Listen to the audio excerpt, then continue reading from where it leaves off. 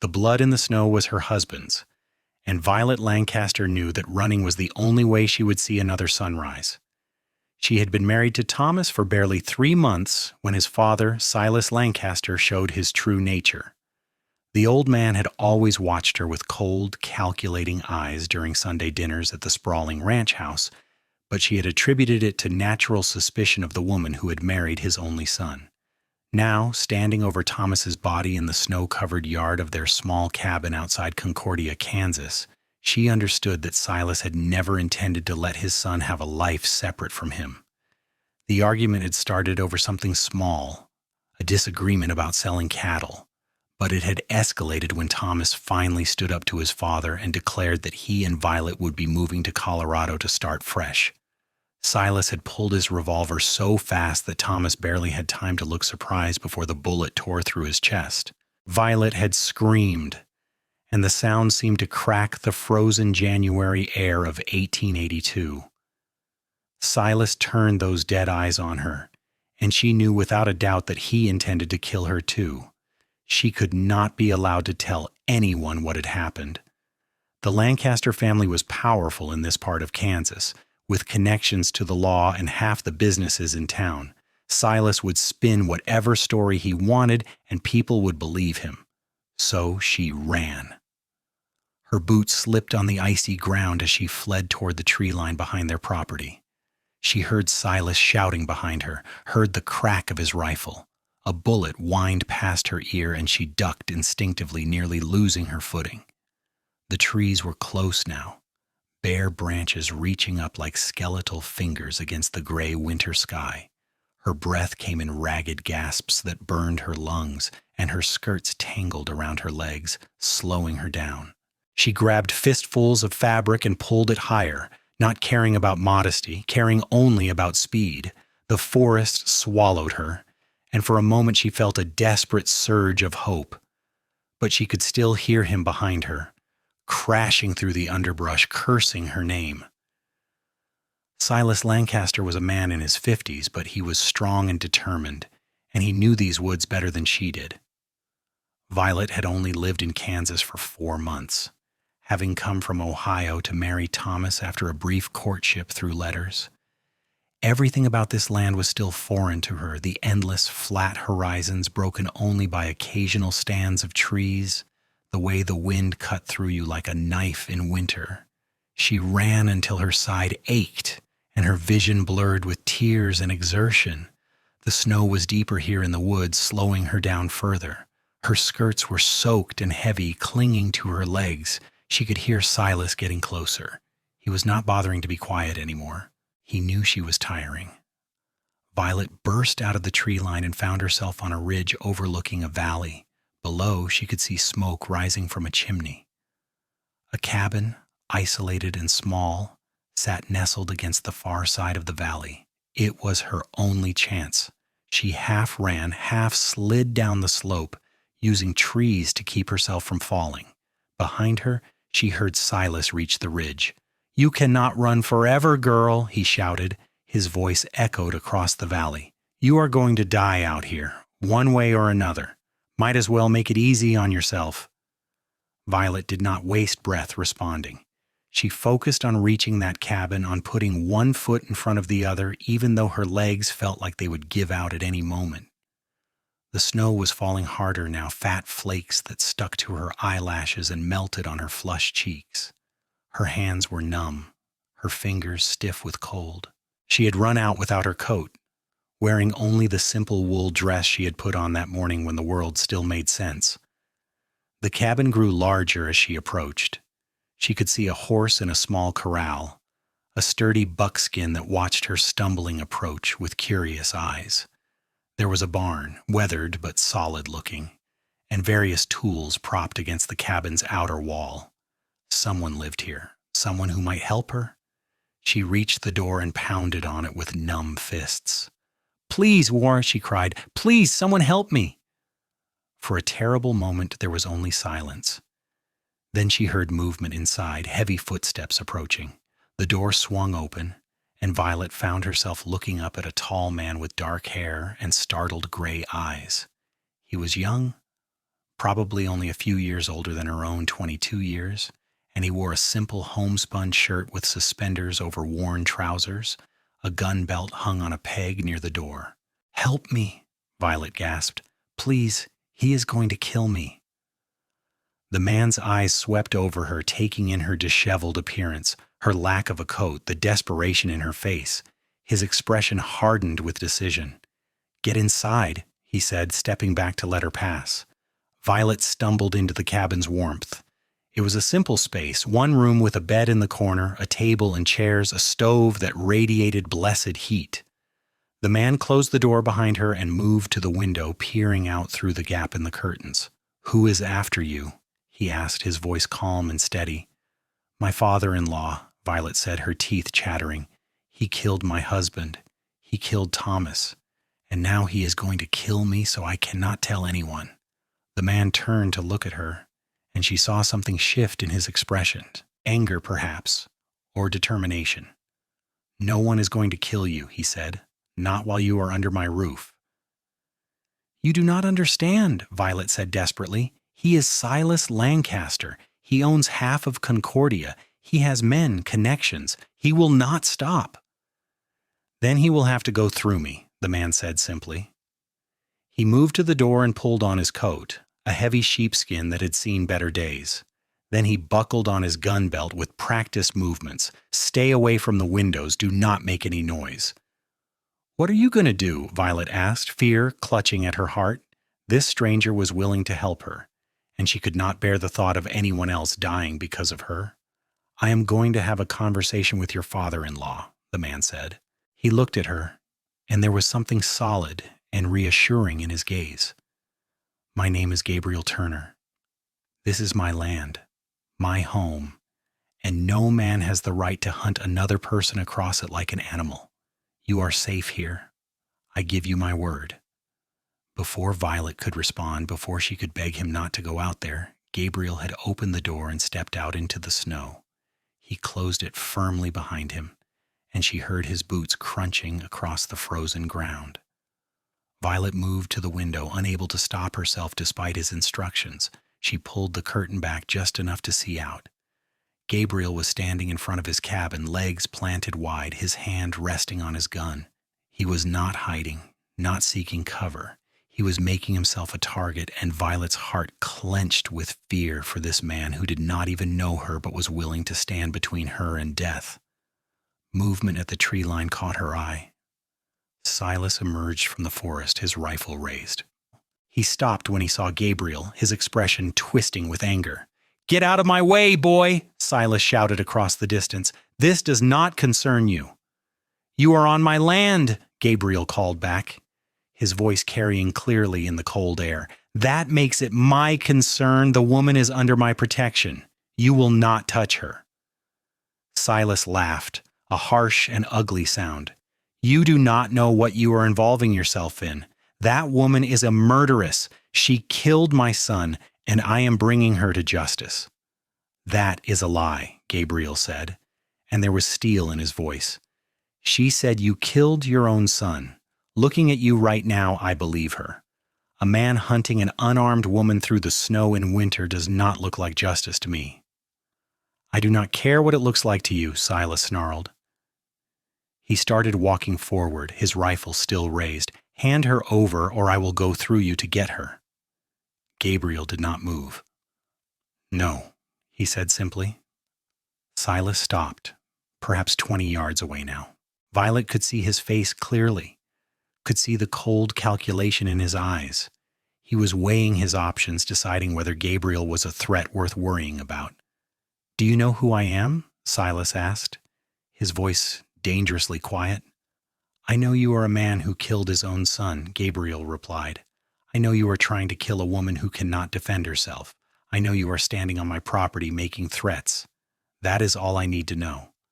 "I am Silas Lancaster," Silas said, as if the name itself should make Gabriel back down. "I own the largest ranch in this county. I have connections all the way to Topeka. You are nobody, just some drifter scratching out a living on a worthless piece of land. If you get in my way, I will destroy you." "Then I guess you will have to try," Gabriel said. His hand remained steady on his gun, but he had not drawn it yet. He was giving Silas a chance to back down, Violet realized. He was trying to end this without more bloodshed. Silas's face darkened. "Have it your way," he said, and started to bring his rifle up to his shoulder. Gabriel was faster. His gun cleared leather in a smooth, practiced motion, and the crack of the shot echoed across the valley. Silas jerked backward, the rifle falling from his hands.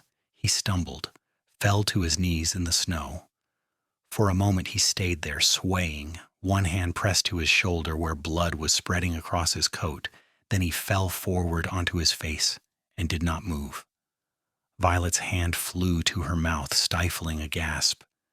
Gabriel stood motionless for a long moment, his gun still trained on Silas's fallen form. Then slowly he approached the man in the snow. He kicked the rifle away, knelt down, and checked for a pulse. After a moment, he stood and holstered his gun.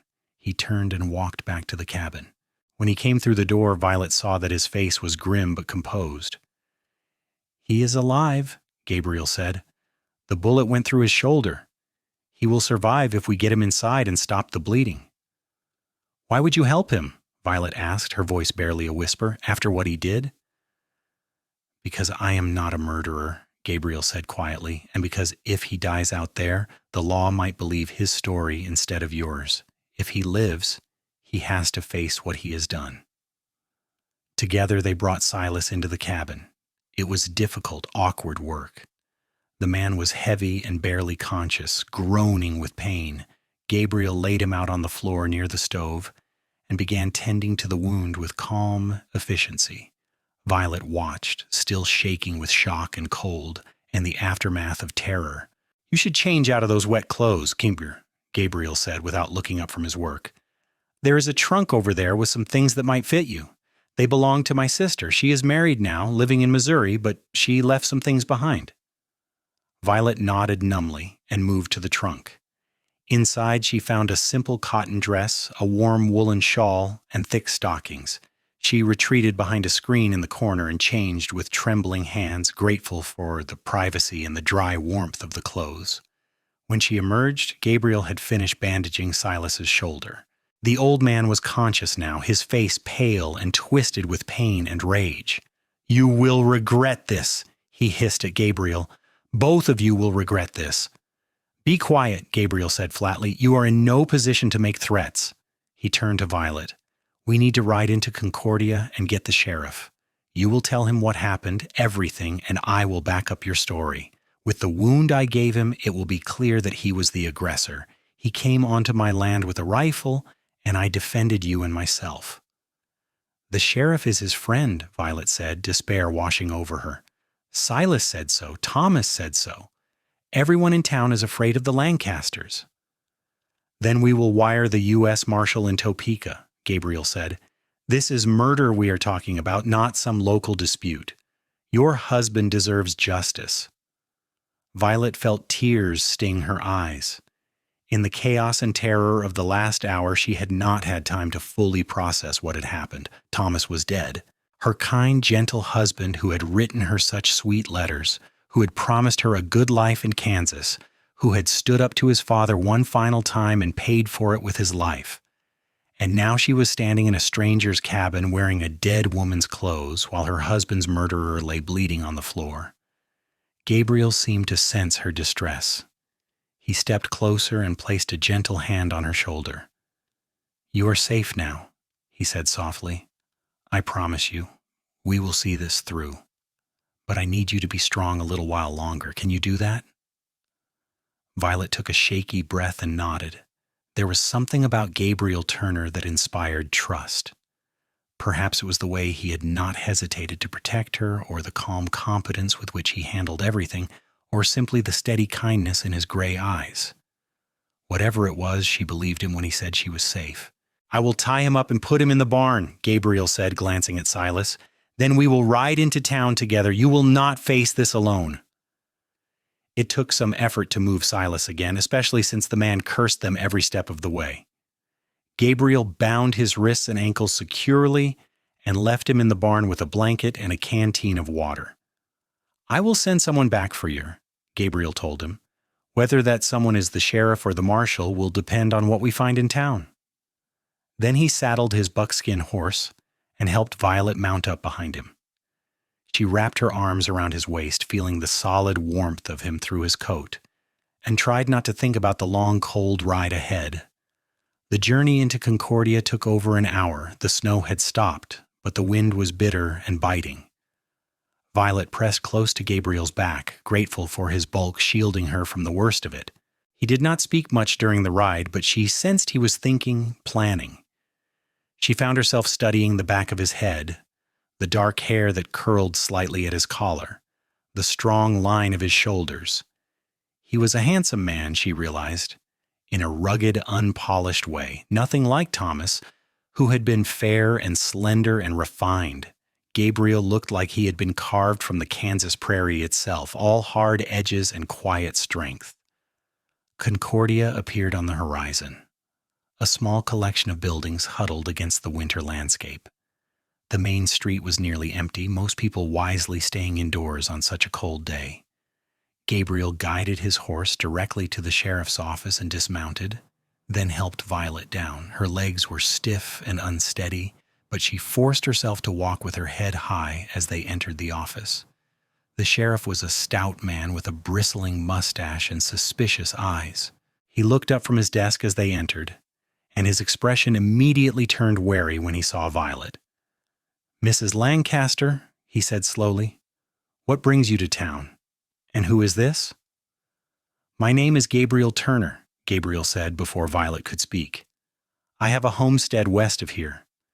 This morning Mrs. Lancaster came to my door fleeing for her life. Her father-in-law, Silas Lancaster, was chasing her through the snow with a rifle. She told me that Silas had murdered her husband, Thomas Lancaster, and was trying to kill her to cover up the crime." The sheriff's face had gone carefully blank. "That is quite an accusation," he said. "It is the truth," Violet said, finding her voice. "Thomas is dead. His body is at our cabin. Silas shot him in the chest during an argument this morning. Then he tried to kill me. I ran to Mr. Turner's home for help."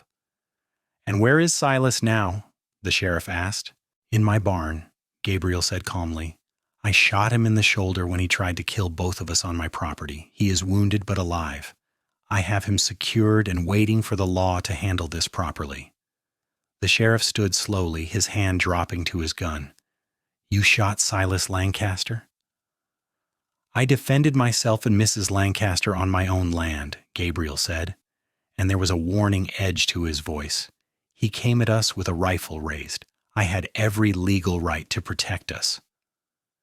The sheriff's eyes narrowed. "You are making some very serious claims against one of the most respected men in this county." "Thomas's body will prove what happened," Violet said desperately. "Please, Sheriff, you have to investigate this. My husband is lying dead in the snow, and his father killed him. I saw it happen." For a long moment the sheriff said nothing. Violet could see him calculating, weighing loyalties and obligations. Finally he sighed. "Wait here," he said. "Both of you." He disappeared into a back room. Violet looked at Gabriel, fear tightening her chest. "He's going to help Silas," she whispered. "He is not going to do anything." "Then we will go over his head," Gabriel murmured back. "There is a telegraph office in town. We can wire the marshal ourselves if we have to." The sheriff returned a few minutes later with his coat and hat. "I will ride out to both locations," he said gruffly. "To your cabin, Mrs. Lancaster, and to your homestead, Mr. Turner. If things are as you say, then we will proceed accordingly. But if I find you are lying to me, there will be consequences." "We are not lying," Gabriel said firmly. The sheriff looked at him for a long moment, then nodded. "Come on then, we ride now." The journey back out of town was slower as the sheriff insisted on bringing 2 deputies with him. They rode first to the cabin that Violet had shared with Thomas. Her stomach churned with dread as they approached, but she forced herself to look. Thomas's body still lay where he had fallen, covered now with a layer of fresh snow. The deputies dismounted and examined the scene while Violet stayed on Gabriel's horse, unable to make herself go closer. Single gunshot to the chest, one deputy called out. Close range, looks like. The sheriff walked a slow circle around the body, his expression unreadable. Then he looked at the cabin, at the snow around it, clearly reading the signs of the struggle and Violet's desperate flight. Where would Silas have been when the shot was fired? The sheriff asked Violet. Right there, Violet said, pointing to a spot about 10 feet from Thomas's body. They were arguing. Thomas said we were leaving, moving to Colorado, and Silas said he would never allow it. Then he drew his gun and shot before Thomas could even defend himself. The sheriff nodded slowly. And then he came after you? Yes, Violet said. He looked at me and I knew he was going to kill me too, so I ran. They spent another hour at the scene, the deputies taking notes and examining every detail. Then they rode to Gabriel's homestead. Silas was where they had left him, tied up in the barn. He started shouting the moment he saw the sheriff.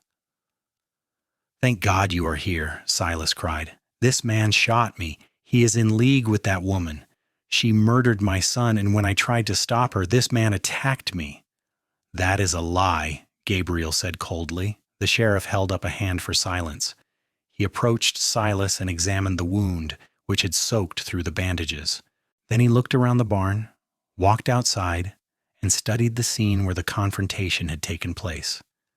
The snow told its own story, Silas's tracks coming from the direction of the forest, the place where he had fallen with his rifle, the blood in the snow.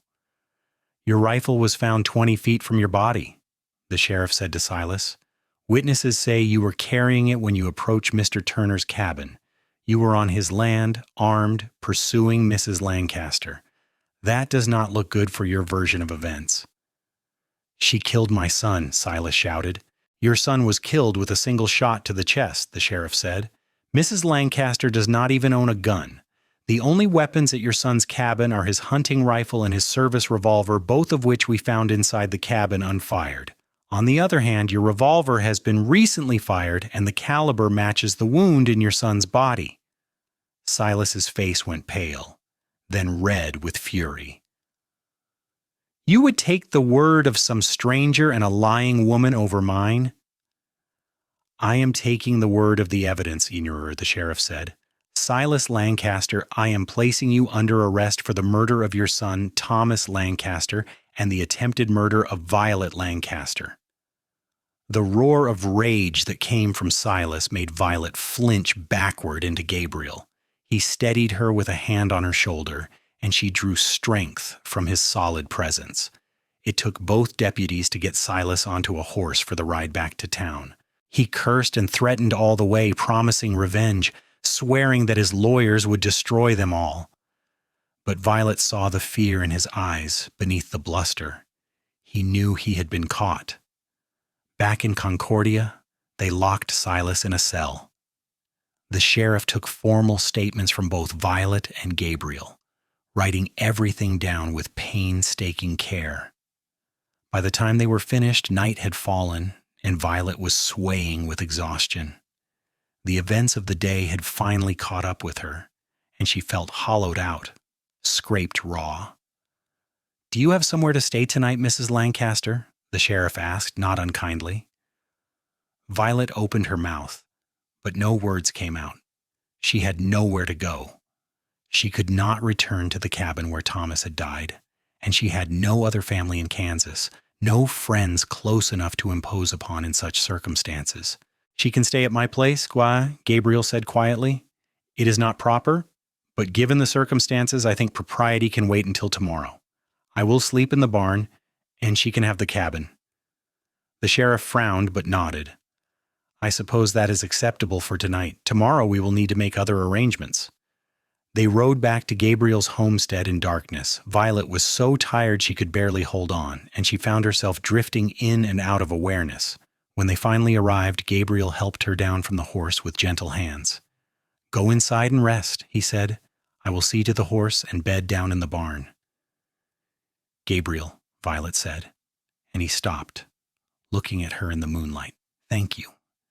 You saved my life today. You did not have to help me, but you did, and I will never forget that. His expression softened. Any decent person would have done the same, why, he said. No, Violet said firmly. Not everyone would have stood up to Silas Lancaster. Not everyone would have risked their life for a stranger. You did something extraordinary today, and I am grateful. Gabriel looked at her for a long moment, and something passed between them, some connection that Violet felt deep in her chest. Then he nodded and turned away to tend to his horse. Violet went inside the cabin and collapsed onto the bed without even removing her borrowed clothes. Within moments, she was asleep. She woke the next morning to pale sunlight streaming through the window and the smell of coffee brewing. Confused, she sat up and looked around. Gabriel was at the stove, tending to a pan of eggs and salt pork. He glanced over when he heard her stirring. "Good morning," he said. "I hope you slept well." "You were supposed to be in the barn," Violet said, her voice still rough with sleep. "I was," Gabriel said. "But it is morning now, and you need breakfast. I've been up for a few hours already. I brought in wood, fed the animals, and figured I would make us something to eat before we figure out what happens next." Violet stood and moved to the small mirror hanging on the wall. She looked terrible, her hair a tangled mess, her face pale and drawn, but she was alive, and that was what mattered. "What has happened next?" she asked quietly. Gabriel brought 2 plates to the table and gestured for her to sit. "That depends on what you want," he said. "Silas will stand trial, but that could take months. You will need somewhere to live in the meantime. Do you have family you could go back to? In Ohio, you said?" Violet shook her head. "My parents died when I was 19. I have an aunt in Cleveland, but we are not close. I came to Kansas to marry Thomas because there was nothing left for me in Ohio." Gabriel nodded slowly, eating his breakfast with methodical focus. "You could stay in Concordia," he suggested. "Find work, maybe with one of the families in town. They might need a seamstress or a teacher." "And live under the shadow of the Lancaster name," Violet said. "Even with Silas in jail, his influence runs deep.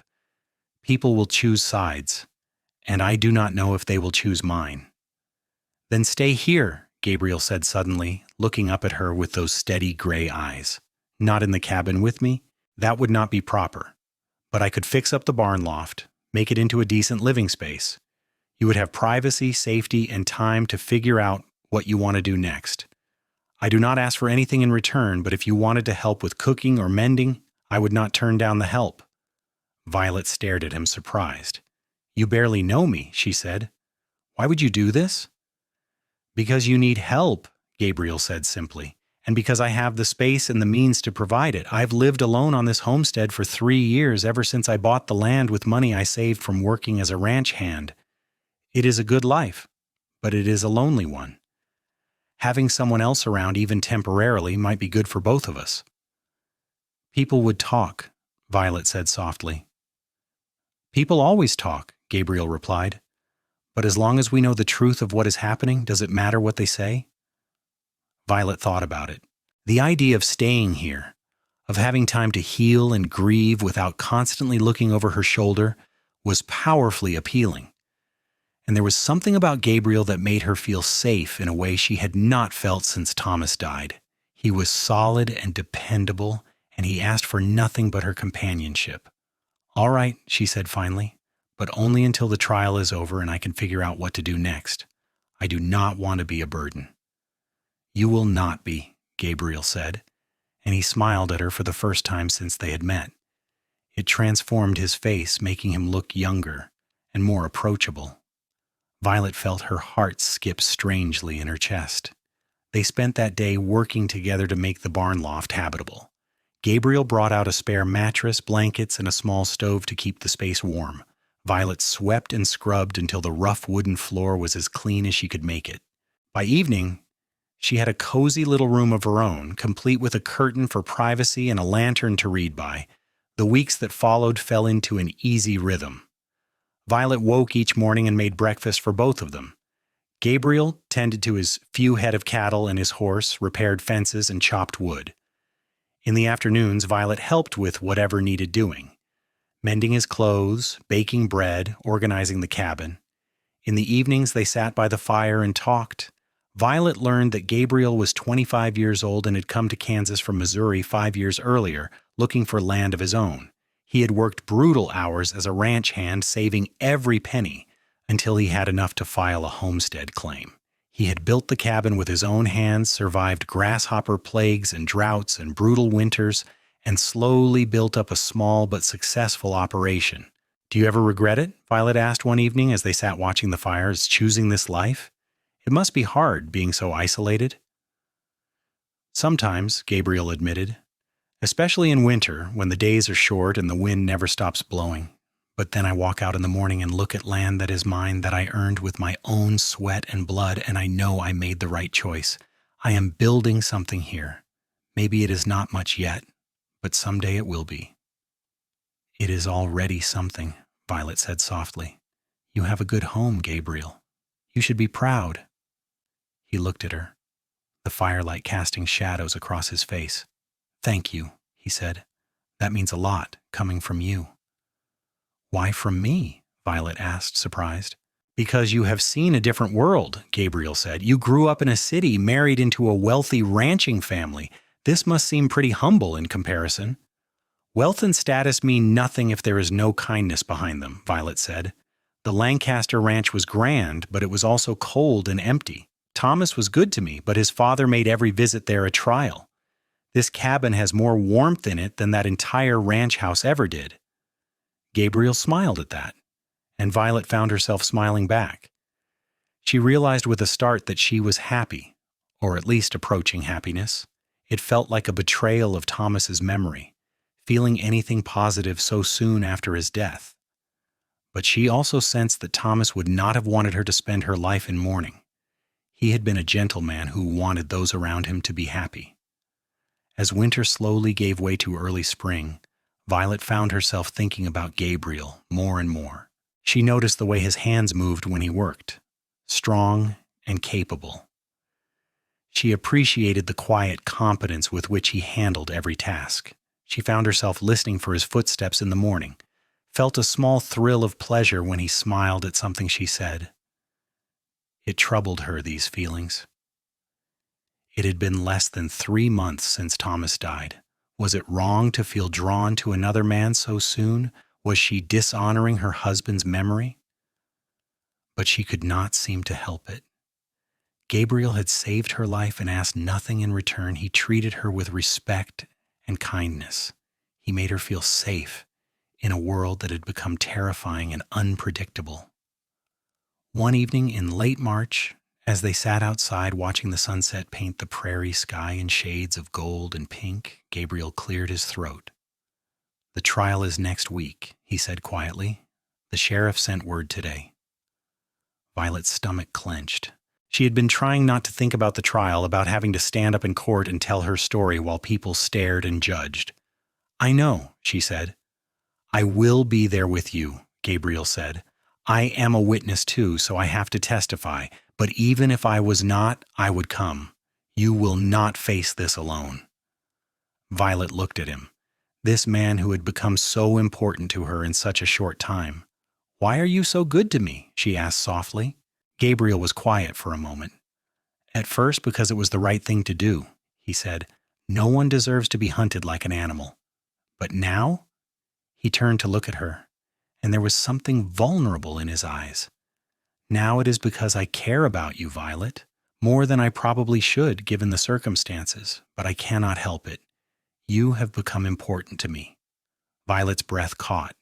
"Gabriel, You do not have to say anything," he said quickly. "I know it has not been long since Thomas died. I know you are still grieving. I am not asking you for anything. I just wanted you to know that whatever happens, whatever you decide to do after the trial, I will be here if you need me." "Thank you," Violet whispered. She wanted to say more, wanted to tell him that she cared about him too, that he had become the most important person in her world, but the words stuck in her throat, tangled up with guilt and grief and fear. The trial began on a cold Monday morning in early April. The courthouse was packed with curious townspeople, all eager to witness the spectacle of Silas Lancaster on trial for murder. Violet sat in the front row with Gabriel beside her. his presence a steadying anchor in the chaos. The prosecution presented their case methodically. They called the deputies who had examined Thomas's body and the scene of his death. They brought in a doctor who testified about the fatal wound and how it matched Silas's revolver. They had Violet tell her story, every painful detail of that terrible morning.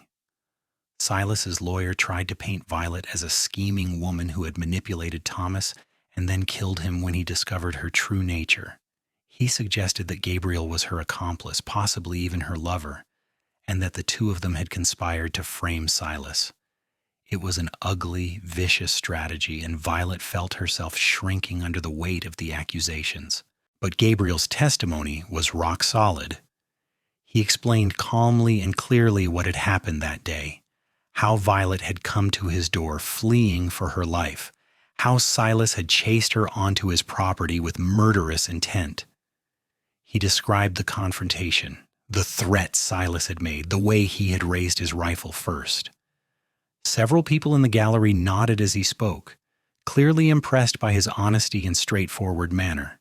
The trial lasted 3 days. On the final day, the jury deliberated for less than 2 hours before returning with a verdict: guilty of murder in the first degree and attempted murder. Silas was sentenced to hang. Violet felt numb as they read the verdict. It was justice, she supposed, but it felt hollow. Thomas was still dead. Nothing could bring him back. Outside the courthouse, several people approached Violet to offer their condolences and apologies. Some had known Thomas and spoken highly of him. Others simply wanted to express their shock at what had happened. Violet accepted their words with quiet grace, but inside she felt exhausted and empty. Gabriel guided her away from the crowd to where his horse was tied. "Let us go home," he said gently, and Violet nodded gratefully. The ride back to the homestead was quiet. Violet leaned against Gabriel's back and closed her eyes, letting the rhythmic motion of the horse lull her into a kind of trance. When they arrived, she dismounted and stood for a moment, looking at the cabin and barn that had become her refuge. "What will you do now?" Gabriel asked, coming to stand beside her. "I do not know," Violet said honestly. "I suppose I should think about leaving, finding a life somewhere else." "You do not have to leave," Gabriel said. "You can stay as long as you want, longer than that if you want." Violet looked at him. This good man who had saved her and sheltered her and asked for nothing. "Gabriel, I need to tell you something," she said. "I care about you. More than I should, probably. You have been so kind to me, and somewhere along the way I started to see you as more than just a friend. But I do not know if that is real or if I am just clinging to the first person who made me feel safe. I do not know if I am betraying Thomas's memory by feeling this way. I do not know anything anymore." Gabriel reached out and took her hand, his rough fingers warm around hers. "I think," he said slowly, "that Thomas would want you to be happy. I think he would want you to have a life, not just exist in the shadow of his death. And I think that sometimes people come into our lives at exactly the moment we need them most, and that is not wrong or shameful. That is just life." "Do you really believe that?" Violet asked, tears stinging her eyes. "I do," Gabriel said. "I believe that I was meant to be home that day when you came running out of the snow. I believe that you were meant to survive, to have a chance at a new beginning. And I believe that what we feel for each other is real, even if the timing is complicated." Violet looked at their joined hands, then up at his face. She saw honesty there, and hope, and something that might have been love. "I am afraid," she admitted. "I am afraid of moving too fast, of making a mistake, of dishonoring Thomas." "Then we will move slowly," Gabriel said. "We will take all the time you need. But please, Violet, do not leave. Stay here with me. Let me show you that life can still be good, that there is still happiness to be found." Violet thought about it, standing there in the spring sunshine with Gabriel's hand warm in hers. She thought about Thomas, about the life they had planned together that had been stolen from them. She thought about Silas and his cold eyes and the terror of running through the snow. And she thought about the months she had spent here with Gabriel, the quiet peace of their days together, the way he made her feel safe and valued and seen. "All right," she said finally, "I will stay. But Gabriel, I need time. I need to grieve properly, to work through everything that has happened. I cannot just jump from one marriage into another relationship." "I understand," Gabriel said. "I'm not asking you to. I'm just asking you to stay, to give us a chance to see what this might become." "Then yes," Violet said, and she squeezed his hand. "Yes, I will stay." The months that followed were some of the strangest and most healing of Violet's life. She moved out of the barn loft and into the cabin's main room, but Gabriel insisted on sleeping in the loft to maintain propriety. They continued their routines of working together during the day and talking by the fire at night. But now there was an undercurrent of something more, a promise of possibility. Violet found herself slowly emerging from the fog of grief. She thought about Thomas often, remembered the good times they had shared, mourned the future they had lost. But she also began to look forward again, to imagine a life beyond the tragedy that had brought her here. Gabriel was patient and understanding, never pushing her for more than she was ready to give. But Violet could see the way he looked at her sometimes, could feel the tenderness in his touch when he helped her down from the horse or handed her a cup of coffee. He was falling in love with her, and slowly, carefully, she was falling in love with him too. Summer arrived, turning the prairie into a sea of waving grass. Gabriel's small herd of cattle grew fat and healthy. Violet planted a garden and watched it flourish under her care.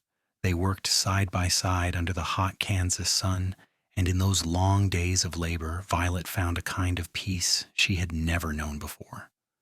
One evening in July, nearly 6 months after Thomas's death, Violet and Gabriel sat on the porch watching the sunset. Violet had been thinking all day about what she wanted to say, and finally, she found the courage to speak. "Gabriel," she said softly, "I've been thinking about Thomas a lot lately, about the life we had planned and the life I have now instead." Gabriel looked at her, his expression carefully neutral. "What have you been thinking?" "I have been thinking that Thomas would be happy for me," Violet said. "He was a good man, and he loved me, and I believe he would want me to find happiness again. And I have been thinking that I'm ready to stop waiting for the perfect moment and start living again." "What does that mean?"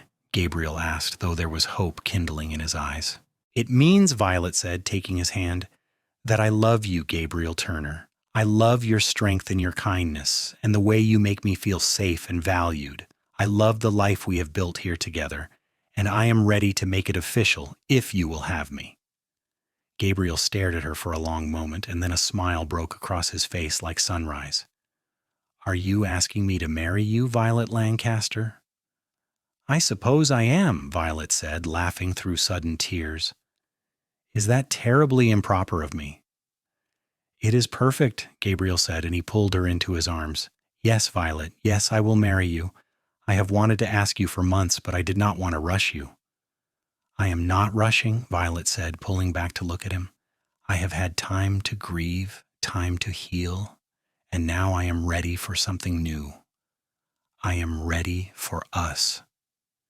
Gabriel kissed her then, gentle and sweet, and Violet felt her heart open fully for the first time since Thomas died. This was different from what she had had with Thomas. That had been a polite, proper courtship that led to a marriage built on mutual respect and gentle affection.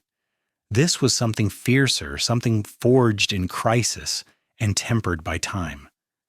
This was a love built on seeing each other at their worst and choosing to stay anyway. They were married in September, a simple ceremony in the church in Concordia with only a handful of witnesses. Violet wore a simple blue dress that Gabriel had bought for her in town, and Gabriel wore his Sunday best with his hair carefully combed. The preacher smiled at them warmly as they exchanged vows, and Violet felt a profound sense of rightness as Gabriel slipped a simple gold band onto her finger. Their wedding night was spent in the cabin that had become their home. Gabriel was gentle and patient, mindful that this was different from her first marriage, that she might need reassurance. But Violet surprised them both with the passion she brought to their union. She had spent months watching him, wanting him, and now that she could finally express those feelings, she held nothing back. Afterward, lying in Gabriel's arms with her head on his chest, Violet felt a contentment she had never expected to feel again. "Thank you," she whispered. "For what?" Gabriel asked, running his fingers through her hair. "For saving me," Violet said. "Not just that day in the snow, but every day since. You showed me that life could still be good, that I could still be happy. You gave me a reason to keep going when I had lost everything." "You saved me too," Gabriel said quietly. "I did not even realize how lonely I was until you came into my life. You made this house a home, Violet. You made everything better." They fell asleep tangled together, and when Violet woke the next morning, she felt reborn. This was her life now, her real life, and she was going to make the most of every moment. The years that followed were good ones. Gabriel's homestead prospered as he expanded his herd and improved his land. Violet proved to be an excellent rancher's wife, capable and hardworking. Together they built something solid and lasting. In the spring of 1884, Violet gave birth to their first child, a sturdy boy with Gabriel's gray eyes and dark hair.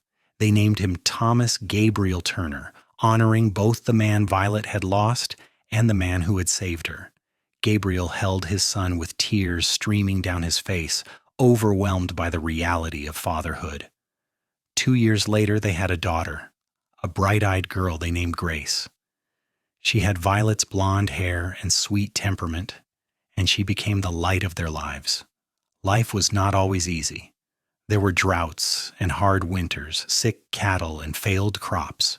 But through it all, Violet and Gabriel faced everything together, their love growing deeper and stronger with each passing year. Silas Lancaster was hanged in the fall of 1882, unrepentant to the end.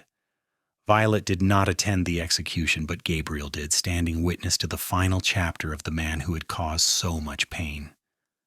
When he came home that evening, he held Violet close and told her it was finally over. "He cannot hurt you anymore," Gabriel said. "That part of your life is done." "It has been done for a while now," Violet replied. "The moment I chose to stay here with you, I left all of that behind. This is my life now, Gabriel. You and our children and this land. Nothing else matters." The Lancaster ranch was sold off piece by piece to pay debts and legal fees. The family name, once so powerful in Concordia, faded into obscurity. People remembered Silas Lancaster as the man who had killed his own son, and they remembered Thomas as the gentle young man who had been stolen from the world too soon. But mostly, as the years went by, people forgot about the Lancasters altogether. Violet and Gabriel, on the other hand, became pillars of their small community. They were known for their hospitality and kindness, always willing to help a neighbor in need. Their children grew up strong and healthy, learning the value of hard work and the importance of family. On their 10th wedding anniversary in 1892, Gabriel surprised Violet by taking her to Topeka for a week. It was the first time she'd been away from the homestead in years, and she felt like a young girl again as they explored the city together. Gabriel bought her a beautiful dress and took her to a fancy restaurant, and that night in their hotel room, he told her again how much he loved her. "I never thought I would have this," he said, holding her close. "A wife I love, children who make me proud, a life that means something. You gave me all of that, Violet." "We gave it to each other," Violet corrected gently. "You showed me that even after the worst tragedy, life can still be beautiful. You taught me that love can come from the most unexpected places. Everything good in my life came from the day I ran through the snow and knocked on your door." "Best day of my life," Gabriel said, kissing her forehead. "Even with all the chaos and danger and complications, the moment I opened that door and saw you standing there, everything changed." They returned home to their children and their land, and life continued its steady rhythm. Young Thomas grew into a serious, thoughtful boy who loved books and learning. Grace was a whirlwind of energy and laughter, always getting into mischief. In 1895, Violet gave birth to another son whom they named Daniel, and their family felt complete. The turn of the century found the Turners celebrating their 18th wedding anniversary. They had grown older, Gabriel's dark hair now streaked with gray, Violet's face lined with smile wrinkles. But the love between them remained as strong as ever. One evening, sitting on their porch and watching the sun set over land they had worked and loved for so many years, Violet reflected on the strange path her life had taken. "Do you ever think about how different things could have been?" she asked Gabriel. "If Thomas had not stood up to his father that day, or if I had run in a different direction, or if you had not been home when I came to your door?" "Sometimes," Gabriel admitted, "but mostly I just feel grateful that things happened the way they did. Not grateful for the tragedy, of course, but grateful for where we ended up. Every choice, every moment led us here." "I loved Thomas," Violet said softly. "I want you to know that. He was a good man, and I mourned him deeply." "I know," Gabriel said, taking her hand, "and I'm glad you loved him. He deserved to be loved, but I'm also glad that you had room in your heart to love again, to love me." "You made it easy," Violet said, squeezing his fingers. "You are the best man I have ever known, Gabriel Turner. You saved my life. You gave me a home, and you loved me when I thought I could never be loved again. I will spend the rest of my life being grateful for you." Gabriel pulled her close, and they sat together in comfortable silence as the stars began to emerge in the darkening sky. Their children's laughter drifted out from inside the house, and somewhere in the distance a coyote called to the rising moon. This was their life, built on the foundation of a terrible tragedy but shaped by love and resilience and hope. Violet had run through the snow-fleeing death, and she had found life instead. She had lost everything, and she had gained everything. And as she sat there in her husband's arms, surrounded by the land they had built together and the family they had created, she knew with absolute certainty that she was exactly where she was meant to be.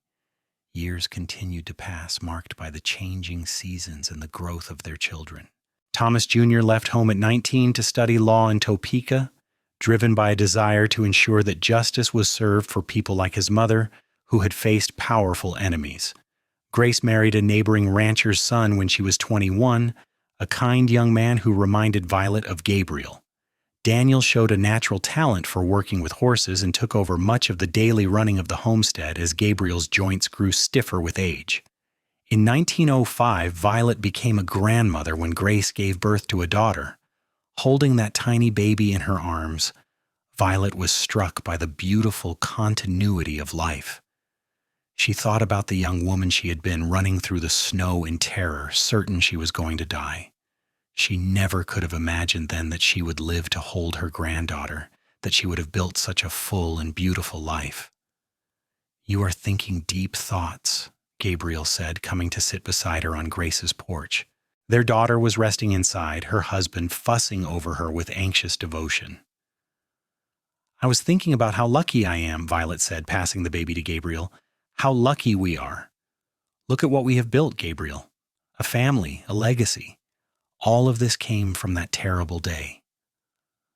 "Something good can grow from tragedy," Gabriel agreed, gazing down at his granddaughter with wonder. "But it takes courage and hope and love. You had all of those things, Violet. You survived, and you chose to live instead of just existing. That is what made all of this possible." As the years advanced into the 20th century, Gabriel's health began to decline. He had worked hard all his life, and his body was wearing out. But he faced it with the same quiet strength he had shown in everything else, never complaining, always grateful for each day he was given. In the spring of 1912, Gabriel fell ill with pneumonia. Despite the doctor's best efforts and Violet's devoted nursing, he did not recover. On a warm May evening, surrounded by his wife and children, Gabriel Turner passed away peacefully in his sleep. Violet was devastated by his loss. They had been married for nearly 30 years, had built a life together from nothing, had loved each other through joy and hardship alike. The world without Gabriel felt impossibly empty, but she was not alone. Her children rallied around her, supporting her through the grief. Her grandchildren, now numbering 5, brought light and laughter into the house, and Violet found strength in the memories of all the years she and Gabriel had shared. She lived for another 15 years, watching her grandchildren grow and welcoming great-grandchildren. She told them stories about their grandfather, about the day he had saved her life, and how their love had grown from that act of courage. She taught them about resilience and hope, about choosing to live fully even after experiencing terrible loss. Violet Turner passed away in her sleep in 1927 at the age of 67. She was buried next to Gabriel on a hill overlooking the homestead they had built together. Their children and grandchildren and great-grandchildren gathered to say goodbye to a woman who had survived the unthinkable and had turned tragedy into triumph. The homestead remained in the Turner family for generations after, a testament to the love and hard work of Gabriel and Violet. Their story became family legend, passed down from parents to children, a reminder that even in the darkest moments, hope and love can light the way forward. And on cold winter nights, when the snow fell soft and silent over the Kansas prairie, the old-timers in Concordia would sometimes tell the tale of the young woman who had run through the snow fleeing death, and the cowboy who had stood between her and her killer, and how that moment of courage had led to a love story that lasted a lifetime. It was a story of tragedy transformed by love, of survival and resilience, of two people who found each other at exactly the moment they both needed saving.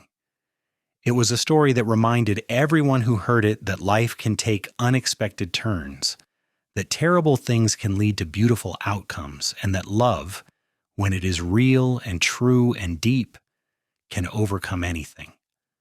The cabin still stands on that homestead, weathered but solid, a monument to Gabriel and Violet Turner and the life they built together. The land is still worked by their descendants, who remember the stories and honor the legacy of courage and love that began on that snowy January day in 1882, when a desperate woman knocked on a stranger's door and found not just sanctuary, but a home, a love, and a life beyond anything she could have imagined.